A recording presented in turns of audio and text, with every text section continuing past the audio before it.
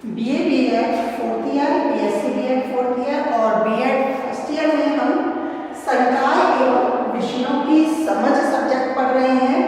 साथ ही इस सब्जेक्ट में हम जैसे शिक्षण विधियों का अध्ययन कर रहे हैं, इसीलिए शिक्षण विधियों से संबंधित जो और भी हमारे सब्जेक्ट हैं वो बीए बीएड थर्ड ईयर और फोर्थ ईयर में, बीएससी बीएड थर्ड ईयर और फोर्थ ईयर में और बीएड की दोनों क्लासें फर्स्ट ईयर और सेकेंड ईयर में। जो हमारा पेडागोजी शिक्षण शास्त्र सब्जेक्ट रहता है ऑप्शनल, उसमें भी शिक्षण विधियों का अध्ययन किया जाता है। तो अपने सब्जेक्ट से संबंधित जिनके पास भी जो सब्जेक्ट्स हैं तो उन्हीं सभी सब्जेक्ट्सों में शिक्षण विधियों का प्रयोग किया जाता है। तो वहाँ भी हमें जो शिक्षण विधि में पढ़ा रही हूँ उनका अध्ययन करना है। इसीलिए हम सभी विद्यार्थी जैसे जो क्लासें मैंने लिखी हैं उन सभी को इस शिक्षण विधि का अध्ययन करना है। इससे भी पहले मैंने कई शिक्षण विधियों का अध्ययन करवाया है और सभी शिक्षण विधियों का अध्ययन हमें इन सब क्लासों में करना है। आज हम करेंगे स्रोत या आधार शिक्षण विधि। स्रोत व आधार शिक्षण विधि है, इसका प्रयोग जैसे जो भी हमारे टीचिंग सब्जेक्ट्स हैं सभी में इसका प्रयोग किया जा सकता है। विज्ञान है तो वहाँ भी कहीं ना कहीं किसी न किसी आधार से स्रोत एकत्रित किए जा सकते हैं, स्रोतों के आधार पर अध्ययन किया जा सकता है। इतिहास है, सामाजिक है, भूगोल है, तो एक तरह से कहें सभी विषय हैं जो स्रोत से संबंधित हो सकते हैं। लैंग्वेज है तो उनके भी कहीं ना कहीं से स्रोत कलेक्ट किए जा सकते हैं। तो इस आधार पर हम सभी शिक्षण शास्त्रों में इस शिक्षण विधि का अध्ययन करते हैं।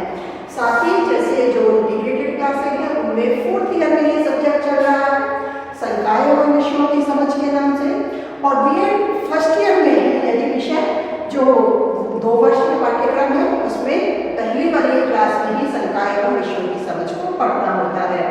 तो उस दृष्टि से भी हम इसका ध्यान रखेंगे। हम पढ़ रहे हैं शिक्षण विधि,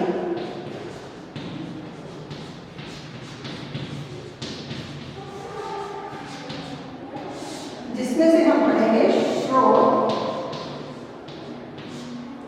या आधार विधि।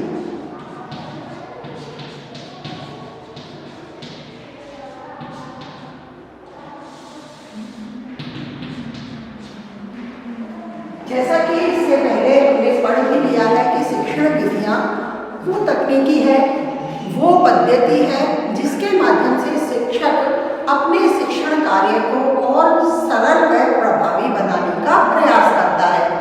विद्यार्थी अधिक से अधिक अधिगम कर सके, इस दृष्टि से शिक्षण विधियों का प्रयोग किया जाता है।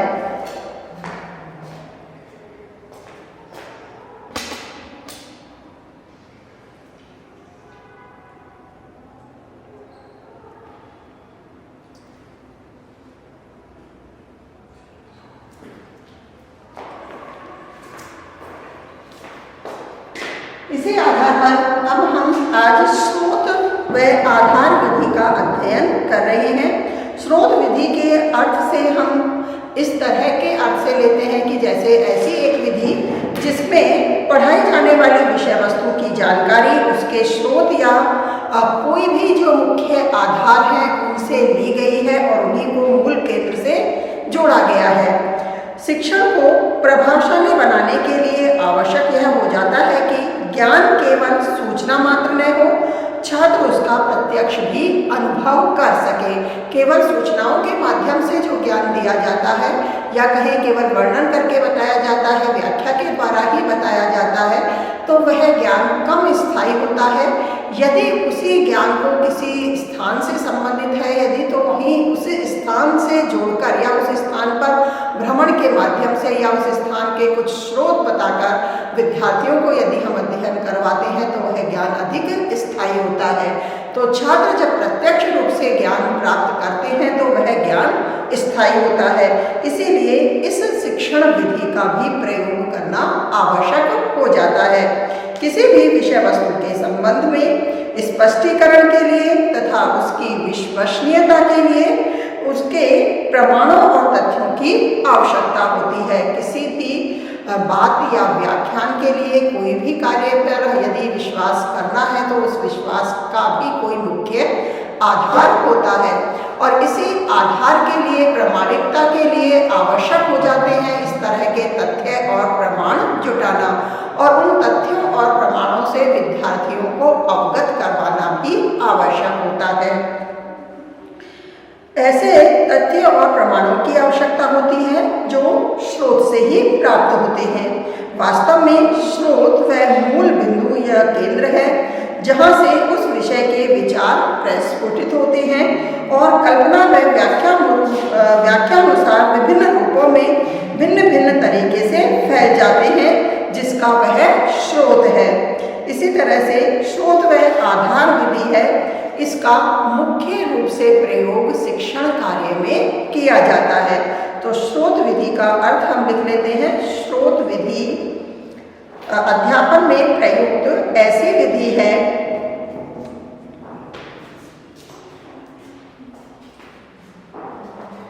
यह विधि अध्यापन में प्रयुक्त यह विधि अध्यापन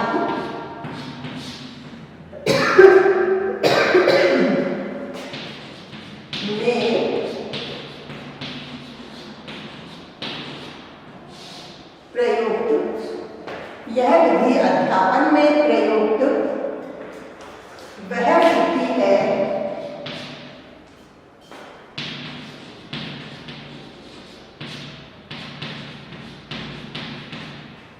जिसके द्वारा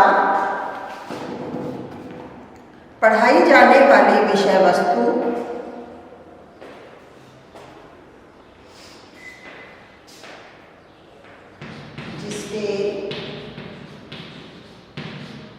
द्वारा पढ़ाई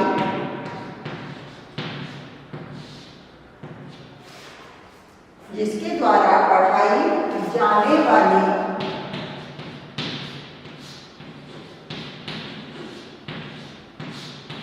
विषय वस्तु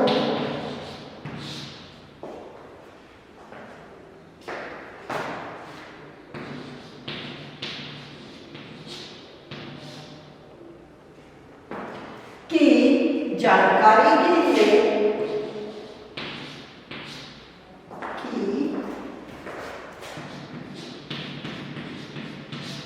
जानकारी के लिए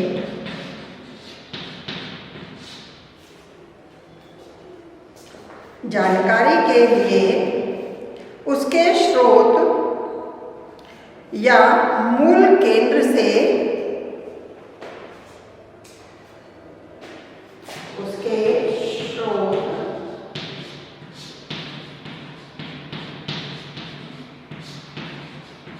या मूल केंद्र से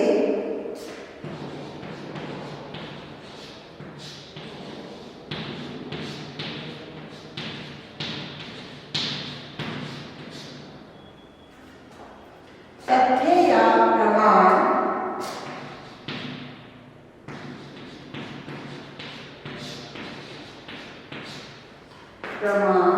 या तथ्य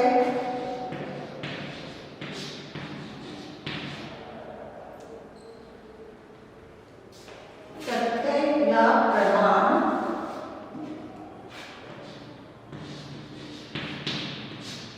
लिए जाते हैं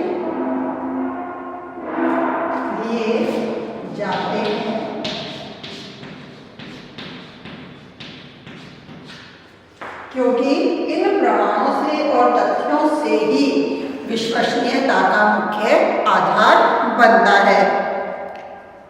शिक्षण को प्रभावशाली बनाने के लिए आवश्यक होता है कि शिक्षण को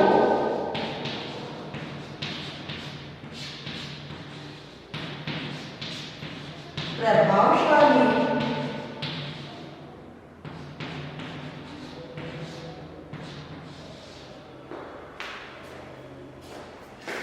बनाने के लिए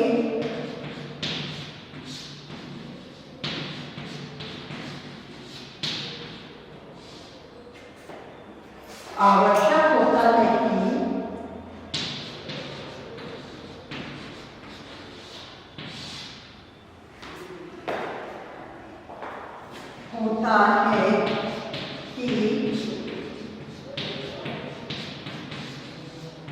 संबंधित प्रकरण से जो भी सामग्री है प्रत्यक्ष रूप में जुटाई जाए।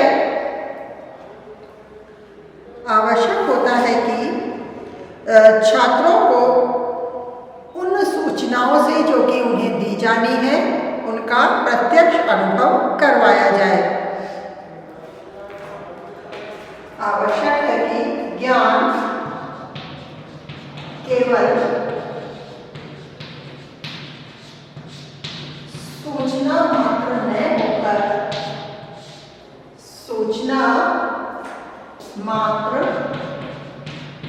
न होकर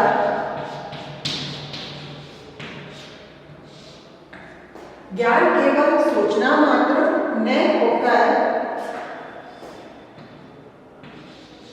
छात्रों को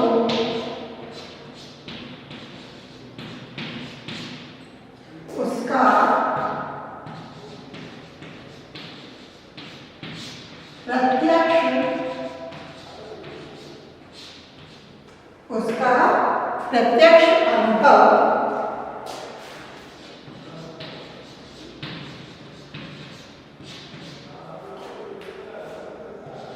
करवाया जाए।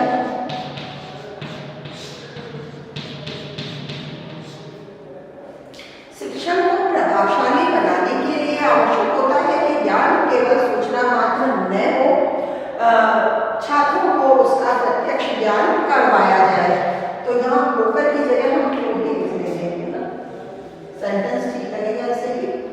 न हो, छात्रों को उसका प्रत्यक्ष अनुभव भी करवाया जाए, तभी जो ज्ञान उन्हें दिया जा रहा है वह ज्ञान स्थायी होगा और अधिक प्रभावशाली भी होगा। इसीलिए किसी भी विषय वस्तु के संबंध में उसके स्पष्टीकरण के लिए, उसकी विश्वसनीयता के लिए प्रमाण और तथ्यों की आवश्यकता होती है जो उसके स्रोत से प्राप्त होती है।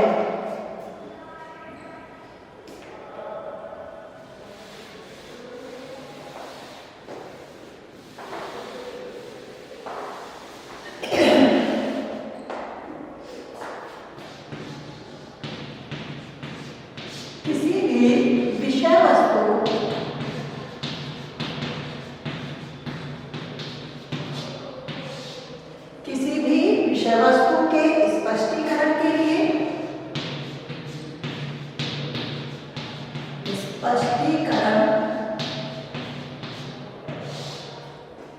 किसी भी विषय वस्तु के स्पष्टीकरण के लिए अथवा विश्वसनीयता के लिए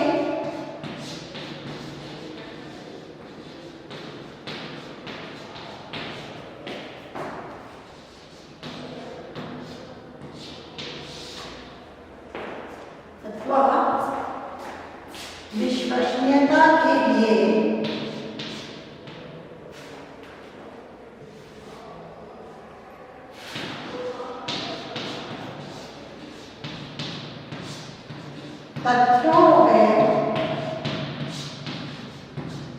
प्रमाणों की आवश्यकता होती है।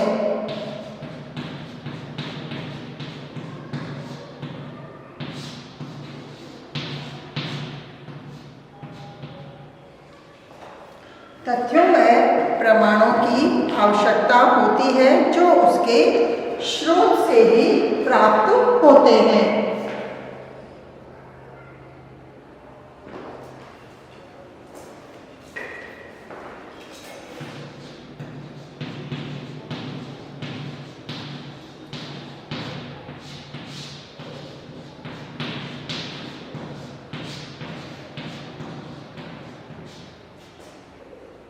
जो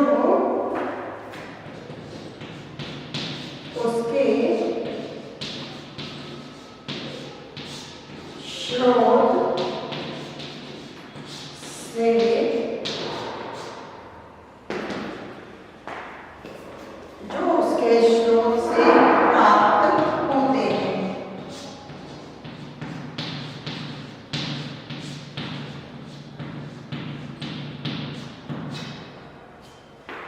प्रकार जो स्रोत व आधार शिक्षण विधि है वह शिक्षण कार्य को और अधिक प्रभावशाली व स्थायी बनाने में सहायक होती है, मदद करती है।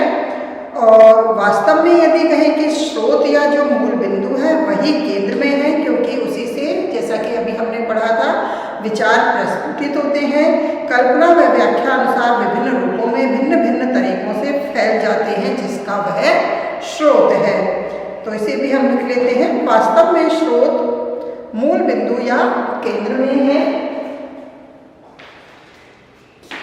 इसे हम अलग अलग पैराग्राफों में लिख रहे हैं क्योंकि डिटेल ज्यादा है इसमें।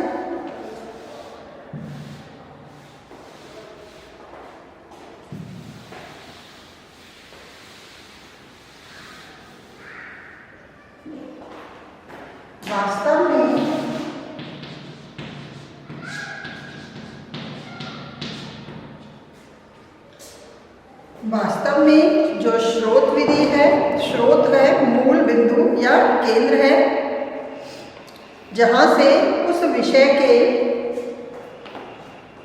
वास्तव में स्रोत या आधार, जो हमने विधि का नाम लिखा है, स्रोत या आधार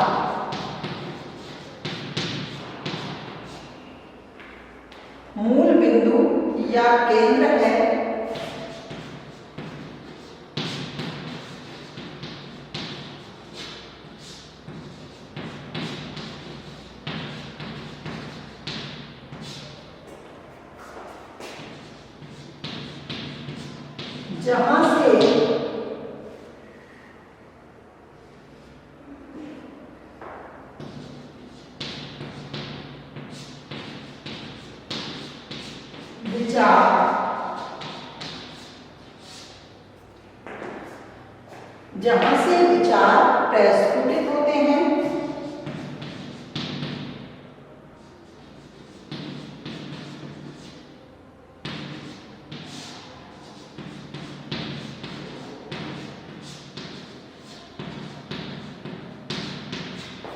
जहां से विचार प्रस्फुटित होते हैं, और जो विषय वस्तु है या जो प्रकरण है उससे संबंधित होकर विभिन्न व्याख्यानानुसार, विभिन्न कल्पनाओं के अनुसार भिन्न भिन्न तरीके से फैल जाते हैं। कल्पना अनुसार व व्याख्या अनुसार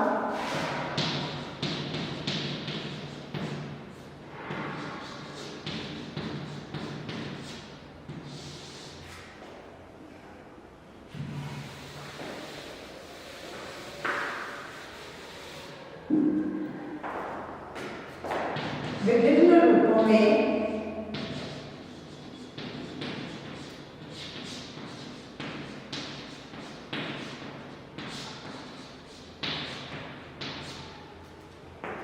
कल्पनानुसार व व्याख्यानुसार विभिन्न रूपों में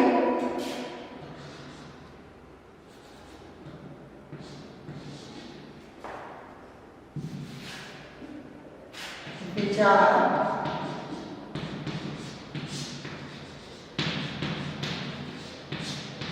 फैल जाते हैं या प्रकट हो जाते हैं, फैल जाते हैं।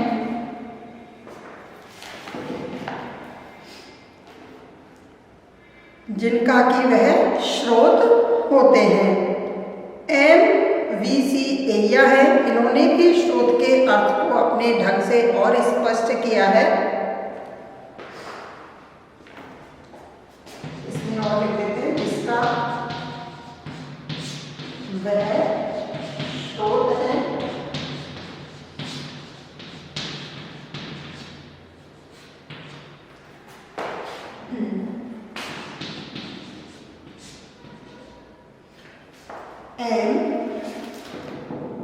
MVC एय्या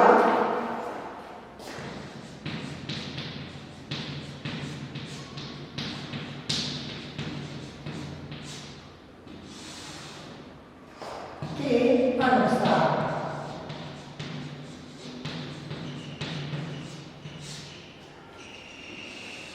जैसे हमने स्रोत आधार विधि का जो मुख्य अर्थ को MVC एया है, इन्होंने भी अपने शब्दों में स्पष्ट किया है।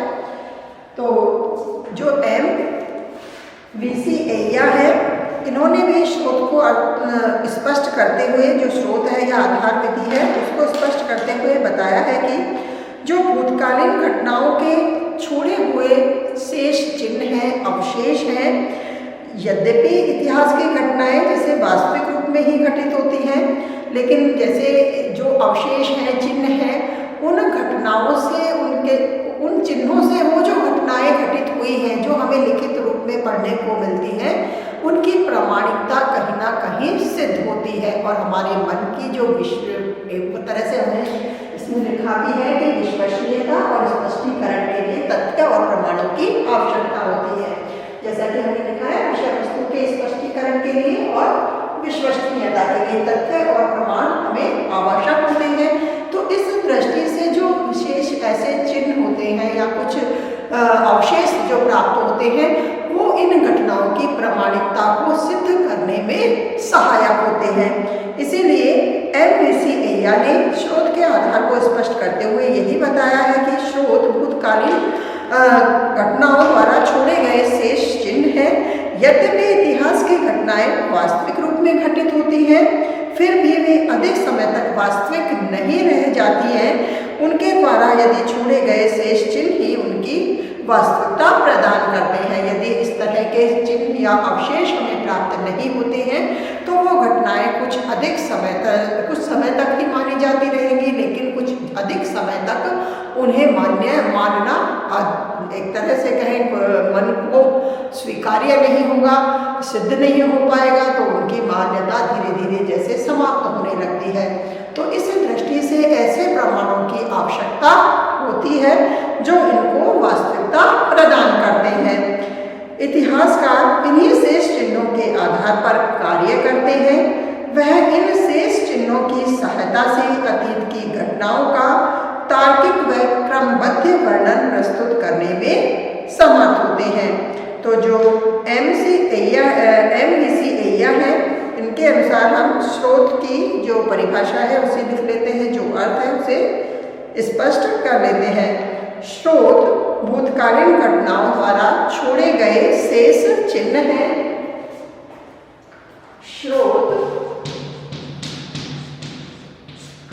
भूतकालीन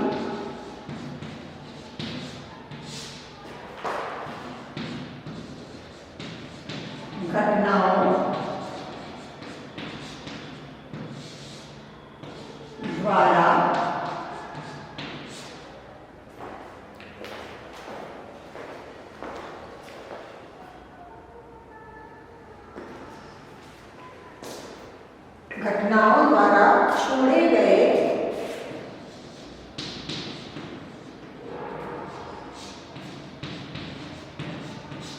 शेष चिन्ह हैं।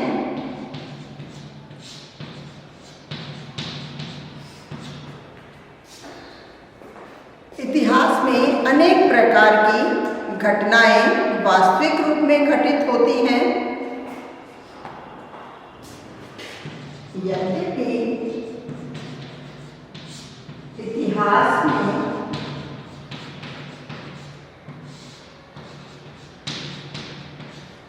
अनेक प्रकार की घटनाएं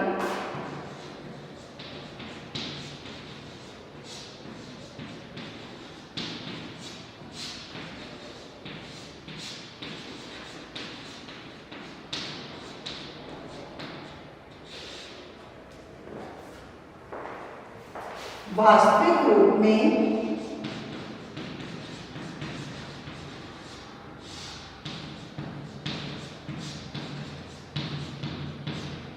घटित होती है।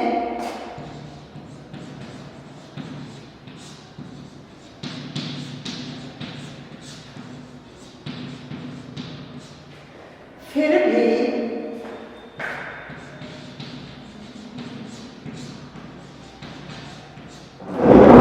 उनकी प्रामाणिकता के लिए और विश्वसनीयता के लिए किसी न किसी तथ्य की या शेष चिन्हों की आवश्यकता होती है। फिर भी वे अधिक समय तक वास्तविक नहीं रह पाती, फिर भी वे अधिक समय तक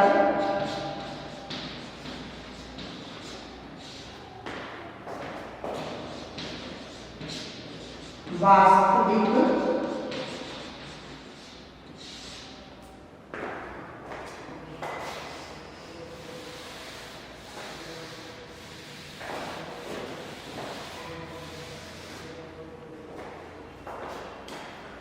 नहीं रह पाती।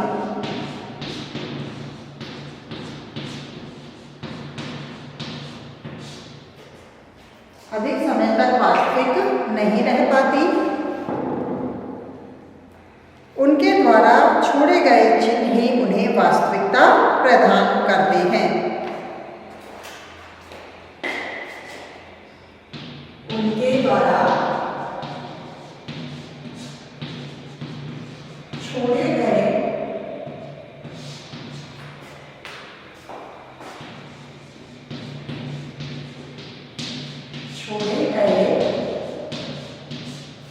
शेष चिन्ह ही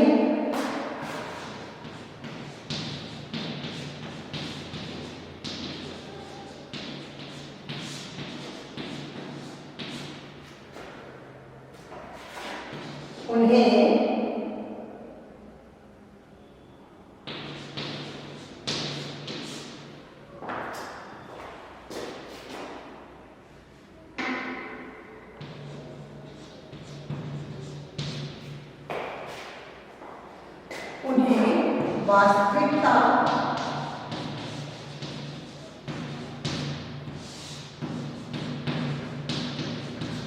प्रदान करते हैं। और जो इतिहासकार हैं वे इन्हीं स्रोतों का, इन्हीं शेष चिन्हों का अध्ययन करते हैं। जो इतिहासकार हैं इन्हीं चिन्हों से अपने तथ्यों का या अपने प्रमाणों को जुटाते हैं और अपनी जो व्याख्यान है, अपनी घटनाओं की प्रामाणिकता सिद्ध करते हैं। इन चिन्हों की सहायता से ही अपनी जो उन्होंने घटनाओं को सिद्ध किया है उनकी तार्किकता व क्रमबद्धता का वर्णन प्रस्तुत करने में वो समर्थ होते हैं। इतिहासकार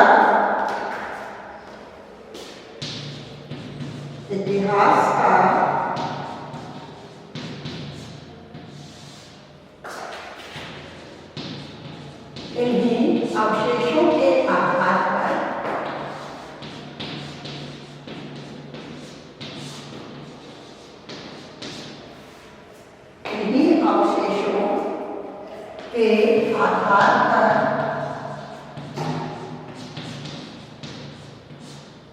अपनी घटनाओं का या कहीं की घटनाएं हैं जो भी वर्णन वो कर रहे हैं उनका घटनाओं का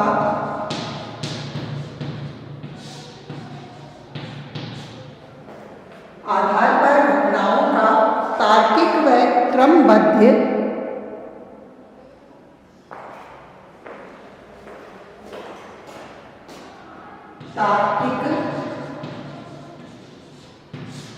व क्रमबद्ध वर्णन प्रस्तुत करता है।